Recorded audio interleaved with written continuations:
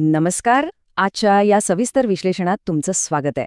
आज आपण एका अत्यंत ज्वलंत आणि महत्त्वाच्या विषयावर बोलणार आहोत. महाराष्ट्रातील संजय गांधी निराधार योजनेच्या लाभार्थ्यांना सध्या अनुदानाच्या बाबतीत जो विलंबाचा सामना करावा लागतोय त्याबद्दल आपण माहिती घेणार आहोत. हे अनुदान नेमकं का रखडलंय आणि सर्वात महत्त्वाचं म्हणजे कुठेही न जाता घर बसल्या यावर ऑनलाईन उपाय कसा शोधायचा हे आपण आज अतिशय सोप्या भाषेत समजून घेणार आहोत. बरं, तर आता थेट मूळ प्रश्नाकडे वळूया. अनेक लाभार्थ्यांचे मार्च आणि एप्रिल महिन्याचे पैसे अजूनही का आले नाहीत? विधवा महिला, ज्येष्ठ नागरिक आणि दिव्यांग व्यक्तींसारख्या समाजातील अत्यंत गरजू घटकांसाठी ही किती चिंतेची बाब असू शकते याची आपण सर्वजण कल्पना करू शकतो. या रखडलेल्या पैशांमुळे त्यांच्या दैनंदिन जीवनात मोठा ताणतणाव निर्माण होतोय. म्हणूनच यामागची खरी कारणं शोधून काढणं आणि त्यावर ठोस तोडगा काय आहे हे पाहणं अत्यंत गरजेचं आहे.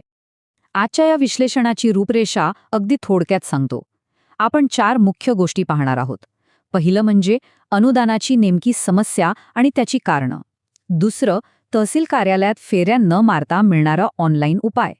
तिसरं, एका लाभार्थ्याचा प्रत्यक्ष यशस्वी अनुभव. आणि चौथं, यासाठी कोणती कागदपत्रं लागतील. चला तर मग सुरुवात करूया आपल्या पहिल्या भागापासून, अनुदानाची समस्या आणि त्यामागची नेमकी कारणे. 60%. होय, तुम्ही बरोबर ऐकलत. अंदाजे 60% लाभार्थ्यांच्या बँक खात्यांमध्ये मार्च आणि एप्रिल महिन्याचं अनुदान अद्याप जमा झालेलं नाही. हा आकडा खरोखरच खूप मोठा आहे. इतक्या मोठ्या प्रमाणावर अडचण येत असेल तर ह्या सिस्टममध्ये नेमकं काय चुकते हे समजून घेणं अत्यंत आवश्यक ठरतं. आता थोडं मागे जाऊन पाहूया. डिसेंबर 2024 मध्ये राज्य सरकारने थेट लाभांतरण म्हणजेच डीबीटी पोर्टल प्रणालीचा अवलंब केला. इथपर्यंत सर्व ठीक होतं. पण 6 मे 2026 पासून या पोर्टलवर नवीन डॅशबोर्ड, अपडेट्स आणि माहितीची पडताळणी सुरू झाली. ही जी नवीन तांत्रिक प्रक्रियेची सुरुवात झाली तीच या विलंबाचे मुख्य कारण ठरत आहे.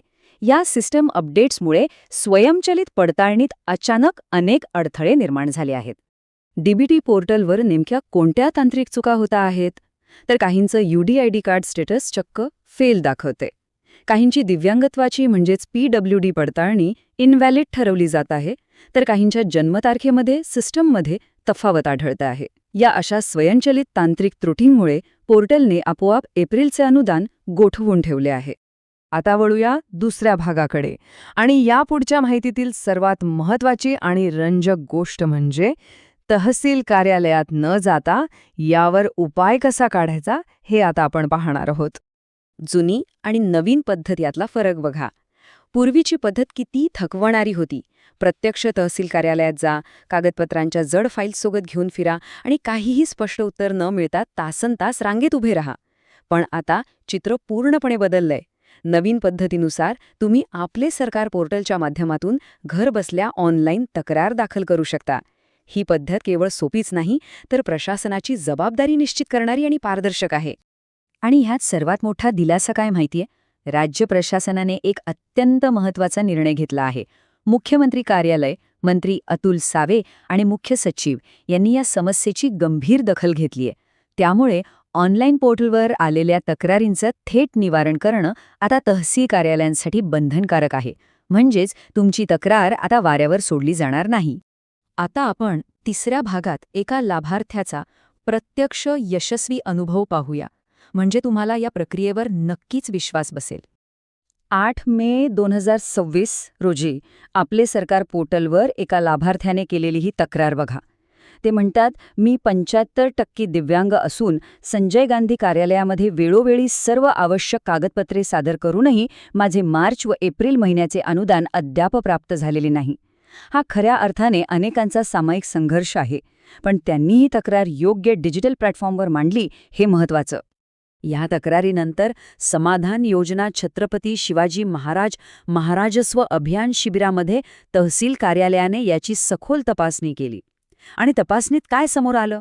तर मार्च 2016चे अनुदान बँक ऑफ इंडियाच्या माध्यमातून खात्यात यशस्वीरित्या जमा झाले होते, पण एप्रिलचे अनुदान मात्र पोर्टलवरील मगाशी सांगितलेल्या तांत्रिक त्रुटींमुळे रखडले होते. मग यावर प्रशासनाने नेमक्या कोणत्या पायऱ्या उचलल्या? अतिशय सोपी प्रक्रिया झाली. 1. लाभार्थ्याने आपले सरकारवर तक्रार दाखल केली. 2. अधिकाऱ्यांनी डीबीटी पोर्टलवर जाऊन माहिती तपासून पाहिली. 3. ऑनलाईन सादर केलेल्या कागदपत्रांचा वापर करून नाव आणि जन्मतारीख सिस्टीममध्ये अपडेट केली. आणि 4. खात्याचे स्टेटस यशस्वीरित्या व्हेरीफाय झाले. या संपूर्ण प्रक्रियेसाठी लाभार्थ्याला एकदाही कार्यालयाची पायरी चढावी लागली नाही. आणि हे अतिशय उत्तमरित्या स्पष्ट करतं की जर आपण या डिजिटल पर्यायांचा योग्य वापर केला तर काम कसं मार्गी लागतं. आधी परिस्थिती काय होती? UDID फेल, PWD इनव्हॅलिड, चुकीची जन्मतारीख.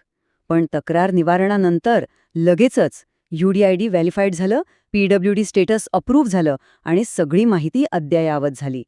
हाच तो ऑनलाईन सिस्टीमचा खरा पुरावा आहे. आता आपण शेवटच्या आणि अत्यंत महत्त्वाच्या टप्प्याकडे वळत आहोत. आवश्यक कागदपत्रे आणि पुढील दिशा. जर तुम्हाला ही ऑनलाईन तक्रार करायची असेल तर सोबत कोणती कागदपत्रे जोडायची आहेत याचीही अचूक यादी नक्की नोंदवून घ्या. तुम्हाला लागेल आधार कार्डची प्रत, तुमचं अपंगत्व किंवा दिव्यांग प्रमाणपत्र आणि UDID कार्ड. ही कागदपत्रे तुम्ही ऑनलाईन जोडली की तहसील कार्यालयाला डीबीटी पोर्टलवरील त्रुटी दुरुस्त करणं अगदी सहज शक्य होतं. या संपूर्ण विश्लेषणानंतर मला वाटतं आपण सर्वांनी एका प्रश्नावर नक्की विचार करायला हवा. जशी जशी आपली प्रशासकीय व्यवस्था अधिक ऑनलाईन आणि पारदर्शक होत आहे तसतसं आपण नागरिक म्हणून घर बसल्या आपले हक्क मिळवण्यासाठी या डिजिटल बदलांशी किती वेगाने जुळवून घेऊ शकतो, हेच आपल्या डिजिटल प्रशासनाचे भविष्य आहे. मला खात्री आहे की आजच्या ह्या माहितीमुळे गरजूंपर्यंत योग्य मदत पोहोचवण्यासाठी तुम्हाला या नवीन ऑनलाईन साधनांचा वापर करण्याची प्रेरणा नक्कीच मिळेल. वेळ दिल्याबद्दल खूप खूप धन्यवाद.